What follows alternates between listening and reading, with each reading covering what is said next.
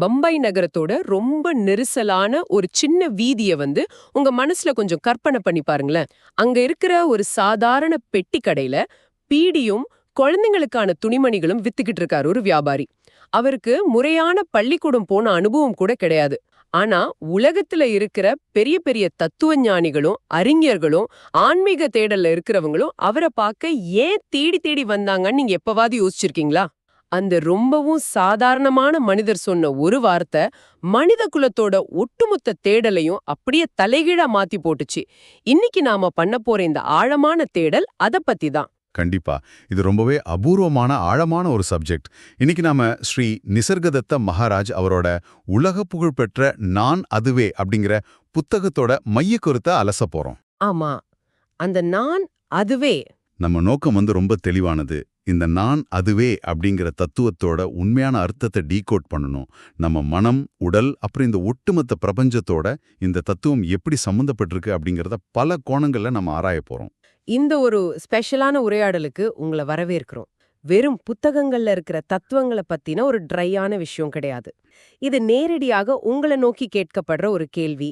நீங்க யாரு அப்படிங்கிற இந்த அடிப்படையான கேள்விய உங்களை நீங்களே கேட்க வைக்க போற ஒரு பயணம் இது. ஓகே, இத கொஞ்சம் பிரிச்சு பார்ப்போம். யார் இந்த நிசர்கதத்த மகாராஜ்? பொதுவா ஆன்மீக குருன்னா அவங்க பின்னணி வேற மாதிரி இருக்கும். ஆமா, ஆனா இவர் மகாராஷ்டிராவுல ஒரு சின்ன கிராமத்துல மாருதி அப்படிங்கிற பெயரோட ஒரு ஏழை விவசாய குடும்பத்துல பிறந்தவர். பெருசா படிப்பு கிடையாது.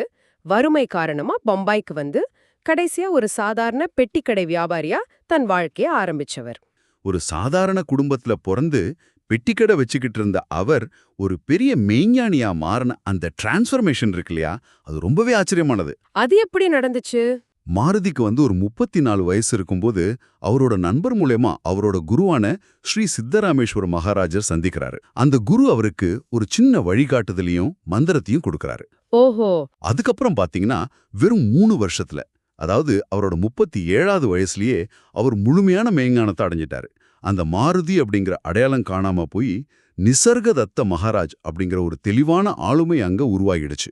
இங்க நான் படிச்ச ஒரு சுவாரஸ்யமான விஷயத்த உங்களோட ஷேர் பண்ணணும். யாராவது அவரை பார்க்க உங்க பிறந்த தேதி என்ன, நீங்க எப்ப பிறந்தீங்க அப்படின்னு கேட்டா அவர் ரொம்ப அசால்ட்டா நான் பிறக்கவே இல்ல அப்படின்னு பதில் சொல்வாராம். ஆமா, அது ஒரு புகழ்பெற்ற பதில் அவரோடது. சாதாரணமா இத கேட்கும்போது நமக்கு ஒரு மாதிரி குழப்பமா இருக்கும். என்னடா இவர் இப்படி சொல்றாருன்னு.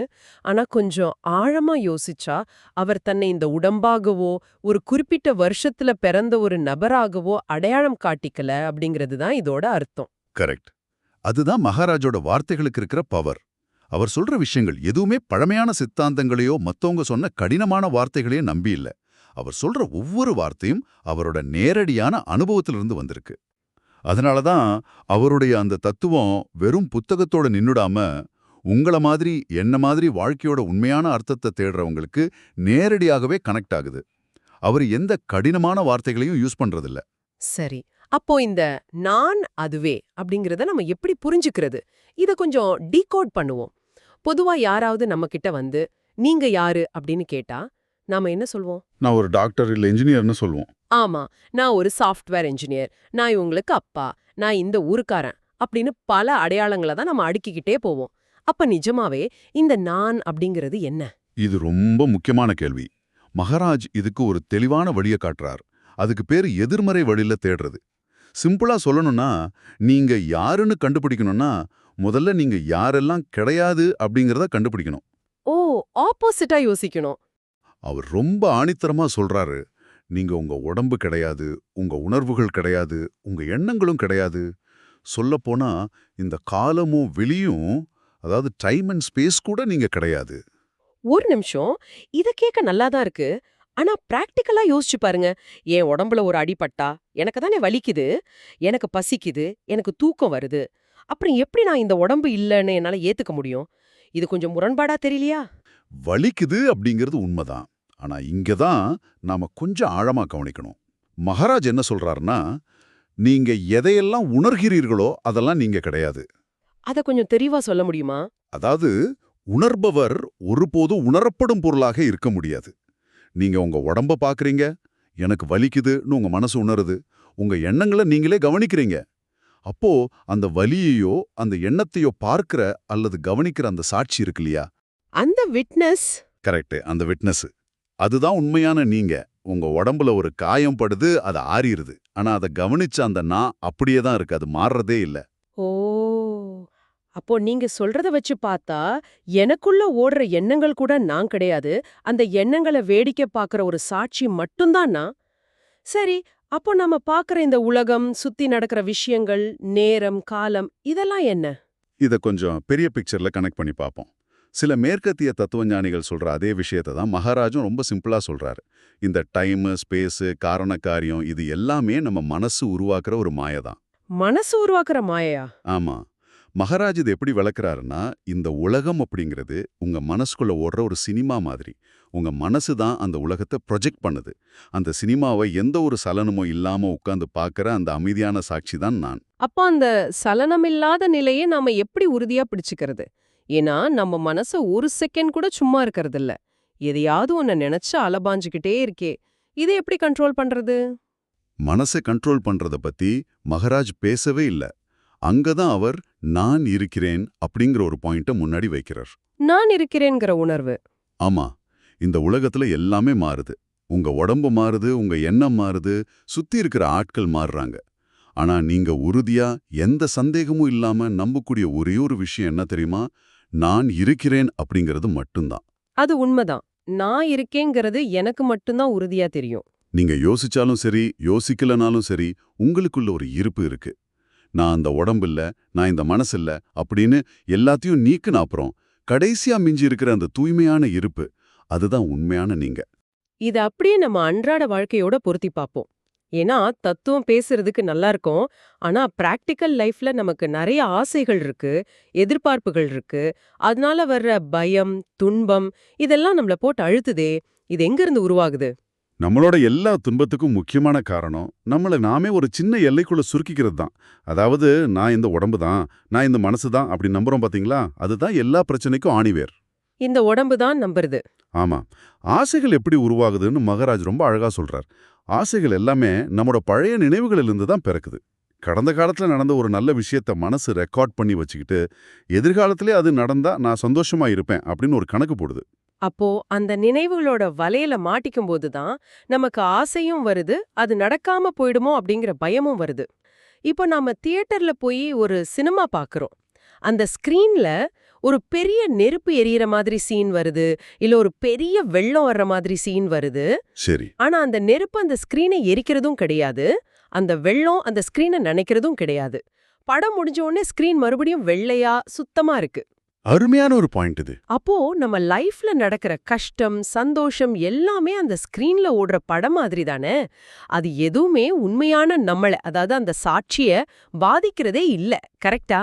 ரொம்ப பிரமாதமான ஒரு உதாரணம் இது. அந்த சினிமா ஸ்கிரீன் எந்த அளவுக்கு உண்மையோ, எந்த அளவுக்கு பாதிக்கப்படாம இருக்கோ, அது போல தான் உங்களுடைய உண்மையான சுயமும். ஆனா நம்ம பிரச்சனை என்னன்னா, நம்ம படத்துல வர கேரக்டரோட நம்மள அடையாளம் காட்டிட்டு, அவங்க அழுதா நாமும் அழுகுறோம். நாம ஸ்கிரீன் மறந்துட்டு நாமளே படமா மாறிடுறோம். மகாராஜ் இத இன்னும் கொஞ்சம் ஆழமா ஒரு மாமரம் உதாரணத்தை வச்சு விளக்குறாரு. சில யோகிகள் என்ன பண்ணுவாங்கன்னா, தங்களுக்கு வர்ற ஆசைகள் எல்லாம் கஷ்டப்பட்டு வலுக்கட்டாயமா அடக்க முயற்சி பண்ணுவாங்க. உலக இன்பங்களை எல்லாம் துறந்துடணும்னு போராடுவாங்க. ஆமா, துறவரம்னா அப்படிதானே பொதுவா சொல்லுவாங்க, எல்லாத்தையும் விட்டுடணும்னு. அங்கதான் மகாராஜ் ஒரு வித்தியாசமான பார்வையை வைக்கிறார். அப்படி வலுக்கட்டாயமா ஆசைகளை அடக்கிறது, ஒரு மாங்காய அது பழுக்கிறதுக்கு முன்னாடியே மரத்திலிருந்து பிடுங்குற மாதிரி அப்படின்னு சொல்றார். பழுக்காத காய பிடுங்குற மாதிரி? ஆமா, நீங்க பச்சையா ஒரு மாங்காயை பிடுங்கி சாப்பிட்டா அது புளிக்கவோ கசக்கவோ செஞ்சிரும். அதே மாதிரி தான் ஆசைகளை கட்டாயப்படுத்தி அடக்கக்கூடாது. அப்படி அடக்குனா மனசுக்குள்ள ஒரு வெறுப்பு தான் மிஞ்சும். அப்போ என்னதான் பண்றது அந்த ஆசைகளை? அதுக்கு பதிலா உண்மையான விழிப்புணர்வோட நீங்க வாழும்போது என்னாகும் தெரியுமா? ஒரு மாம்பழம் நல்ல கனிஞ்சு பழுத்த உடனே எந்த ஒரு கட்டாயமும் இல்லாம அதுவே மரத்திலிருந்து உதிர்ந்து விழும் இல்லையா? அது மாதிரி உங்க ஆசைகளும் உங்களை விட்டு தானாகவே உதிர்ந்துரும். நீங்க அதை விட வேண்டாம், அதுவே உங்களை விட்டு போயிடும். வாவ், இது ரொம்பவே ரிலீஃபா இருக்கு. ஆசைகளை எதிர்த்து போராட வேண்டாம், அதுவா உதிர்ற வரைக்கும் விழிப்புணர்வோட இருந்தா போதும் அப்படிங்கிறது ஒரு பெரிய பாரத்தை இறக்கி வச்ச மாதிரி இருக்கு. சரி, அப்போ இந்த லைஃப்ல அன்பு, கருணை இதெல்லாம் எப்படி ஒர்க் ஆகுது? வாழ்க்கைனா என்ன? மகாராஜ் பார்வையில வாழ்க்கை அப்படிங்கிறதே அன்போட வெளிப்பாடுதான். உங்களுக்குள்ள இருக்கிற உள்ளுணர்வுக்கும் நீங்க வெளியில செய்யற செயல்களுக்கும் நடுவுல ஒரு இணக்கம் இருக்கணும். அதுதான் உண்மையான சந்தோஷம்.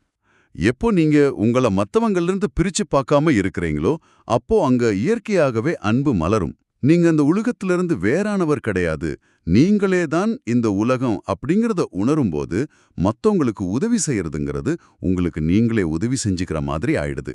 அங்க சுயநலத்துக்கு இடமே இல்ல.